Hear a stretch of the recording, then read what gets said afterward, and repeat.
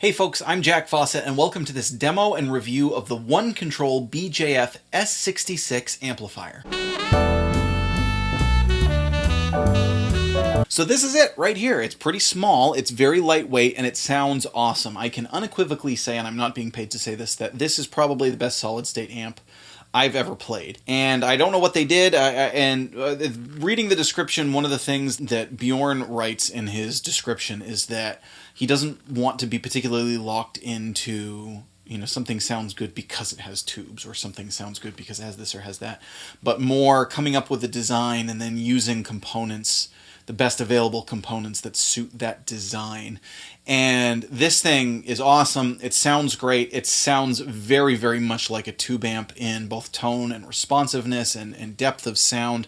The idea of the S66 is that it's based off of a classic blackface Fender amp. That's kind of the theme that they're going for.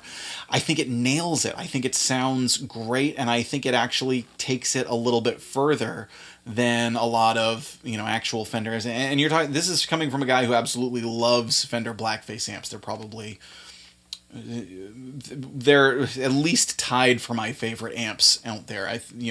I have a Super Reverb. I've owned a number of different blackface amps, and they just sound marvelous. They sound about as good as any amplifier can with your guitar.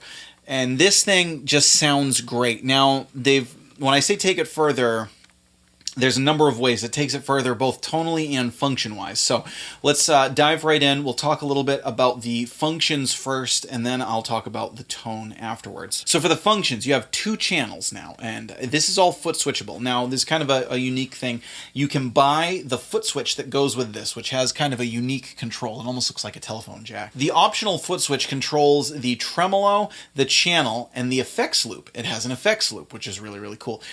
The other cool thing is that if you don't want to buy the foot switch that goes with it, you can also run a 1/4-inch jack into, there's 3 outputs in the back for different foot switches, and you can control any one of those things individually. So if you go, geez, I don't want to buy the foot switch, I really just wish I could switch channels. Well, all you need is a basic foot switch, and you can plug it right into the back. There's they're right here. And or if you want to control the tremolo or whatnot, you can just use a basic foot switch in any of those for any of those applications. Again, it has an effects loop, and it also has a preamp out. So it has a speaker out, which is what I'm using right now. I'm going into this. This is an Eminence cabinet loaded with Eminence speakers. It has a Alessandro 10-inch. It's a 210 cabinet. It has an Alessandro 10-inch and also has an RF10. They're both Eminence red coat speakers, and I'm plugging into that from the speaker out. It also has a preamp out, so you've got that, and then there's some amplifiers that have power amp out, preamp in. Well, you could plug it into one of those amplifiers and then kind of use that together. You can also use the preamp out for different recording applications and a whole bunch of different things. So it has a lot of functions that wise, which can help. For effects, again, it has tremolo. It has 2 individual reverbs. It has reverb for each channel, so that's kind of cool. So you can have reverb on your clean channel separate from reverb on your drive channel, which is pretty typical. On the clean, you may want a little bit more of a lush long reverb. On the drive channel, sometimes that reverb could kind of get in the way.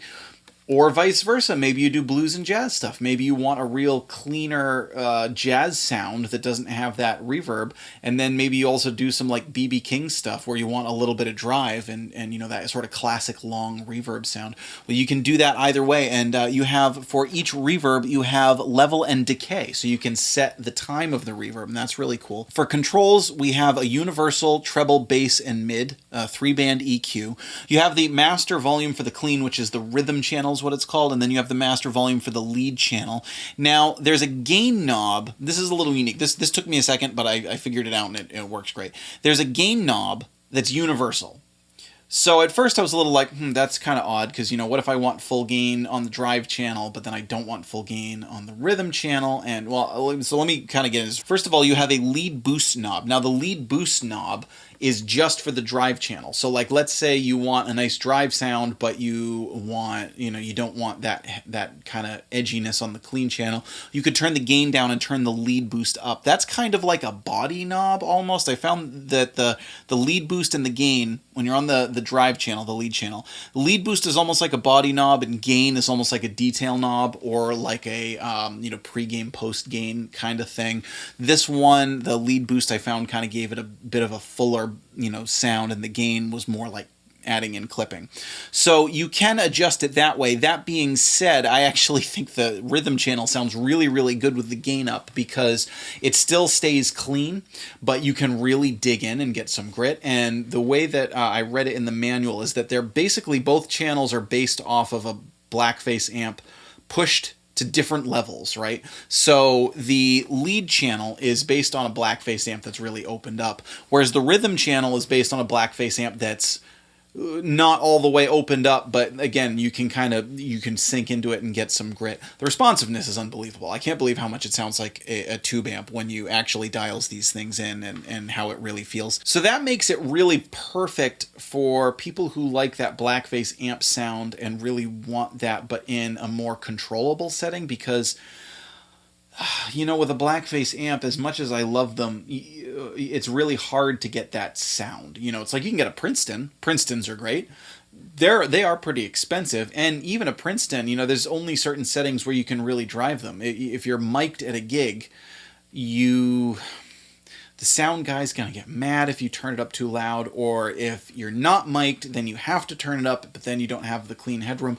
So as tube amps, as much as I love them, they don't come without error, and then it's like running a pedal into it, and well, that's not, pedals are great. I love pedals, don't get me wrong, but if you want that natural amp breakup sound, this is rant for another time. You can really dial in the sound you want in this. It's really cool. And, then with the foot switchable tremolo and the different reverb and, of course, the effects loop, I just think that functionality-wise, there aren't really many stones unturned with this amp. It also has a bright switch, so you can flip up. For the bright switch, you can flip down, so you can very easily and quickly adjust to whether you're playing a bright or a darker sounding guitar. The EQ, you can go from like snarling Stevie Ray Vaughan all the way to, jazzy, you know, Grant Green or Kenny Burrell sounds very, very easily using a combination of the EQ and the switch. It's extremely small and lightweight, so that makes it super gig friendly. It could either be your main rig if you're really not looking to take, you know, too much crazy stuff out, or if you just want to bring it as a backup, that, you know, you could easily bring it as a backup in case you have a tube rig that you really like and you're afraid of blowing a tube, and what do you do? I hate when people are just like, oh, make sure you bring extra tubes to your gig. It's like, yeah, because I'm going to open up my amp and start fiddling. No, just have a backup. Have something that you can run into rather than, you know, burning your hand on a searing hot tube. And I'm not a believer in bringing spare tubes unless, I don't know, there may be some situations, but for the most part, I think it's way more gig friendly and audience friendly to have some kind of an easy backup amp that you can plug in. You know, something easy to bring to gigs, something lightweight, easy to bring to gigs like this that sounds great, that you can use for a number of applications, so that if your tube blows, you just plug this thing in and you are ready to go. You know, rather than, you know, it's like if your amp has a back plate, it's like, forget it. Or if it, you know, if it needs to be, you know, if it's an adjustable bias versus a fixed bias, just don't think about the audience and not about your gear nerddom. Okay, audience first. Can we agree on that? So, for this demo, you have heard it so far clean and some cool tones with, I'm playing a Fender Stratocaster. The Fender Stratocaster is loaded with Andrew Robertson Blue Jay pickups. It's an old modified Highway 1 Strat. It has 50 style wiring. It's a harness that I built myself. Really, really nice guitar. Great. It's a very stratty Strat, so a great representation of Stratocaster and how that sounds through here. This is a Gibson ES-345. One of the reasons I wanted to pick this is because it has the Veritone switch, and this thing just nails some old blues tones, this amp. And even in the manual, they mention the Kings and how it kind of really gets the King tone, partially, again, because you can control that drive. You can get that sound of a really, really opened up, you know, blackface amp without just stupid amounts of volume. So that's really cool, and I thought that this guitar would be fun for that. So what I'm going to do is show you a couple of different just cool tones with this guitar. You know, you've heard it with some gain and how the humbuckers really sound, how it can really snarl. I'll show you the tremolo with this one. With the Stratocaster, I'm going to do a whole kind of tonal run through of the EQ knobs and some of the other things and everything. I'll try it out with some pedals. I've got a one control Sonic Blue Twanger that I'm going to use for some boosted parts so that you can hear how it actually interacts with pedals, which it interacts It interacts quite well with pedals. You know, that's one of the big things about solid state amp versus tube amp is generally tube amps take solid state amps generally don't take pedals. Let's say it that way. Tube amps, of course, take them great, and it has to do with the interaction of the circuit and the tubes and this and that. But this one actually takes pedals quite well, and I'm also going to run a delay into the effects loop so that you can hear how the delay kind of sinks in. It's a modulated delay, so you know, it's kind of got that little bit of a chorusy sound to it, and you can hear how that fits in with the leads and how that kind of opens up that. And again, the effects loop is foot switchable. The tremolo is foot switchable. The channels are foot switchable. You can either get that big foot switch or you can get individual foot switches, whatever you want. So let me know what you think about this amp, first of all, but also about this boom in the solid state amp market, because solid state amps are making a huge comeback. And I think part of it is, first of all, that the technology is really getting there. You know, like this amp, I can tell that this amp sounds good. It's not like they went out to make a cheaper amp as good as they could. I did not get that from this amp at all. I got, this is an amp they wanted to design, and it sounds really good. And it's almost like, you know, you design this and we don't even need tubes. It just sounds great this way. So that's the feeling that I got from this amp. In general, solid state technology is, whether it's digital or analog or whatever, is really just come leaps and bounds. And I think a lot of players are starting to turn to that because, you know, even though the richness is, you know, the richness of tube amps has a heritage in guitar that will live forever, and tube amps will always be there. I'm not saying, you know, tube amps are dead, nothing like that. Tube amps will always have their place. But they come with caveats. You know, they're not as user friendly. They can be harder to use. That, you know, tubes can blow. It's harder to get the sound that you want when you really want to get those tubes cooking. You need either, you know, an attenuator or pedals and dealing with sound and all that. And you know, with a solid state amp, you just have so much more control over that. And then when you add on the fact that they tend to be lighter and more reliable, so I would not be surprised to see solid state amps at least get up there with tube amps in the, you know, kind of on the same level as far as, you know, this is professional musicians. I know some session guys who are using, you know, things like Axe effects and stuff like that because it gets them a more controlled sound. It's much easier to say, this is the sound I want, and this is now a really good quality sound as opposed to before when it was a cheaper sound. So let me know what you think about that, because, you know, there are, of course, people who are always going to be, you know, tubes forever, and part of me will be that way. I always like having tube amps around, but I'm totally bringing this to gigs because it's light. It sounds great. It's lighter. It's more, again, it's more user friendly. It's just, why not? Why should I break my back bringing something that's untamable to a gig when I can bring this and sound awesome and have it just be much easier?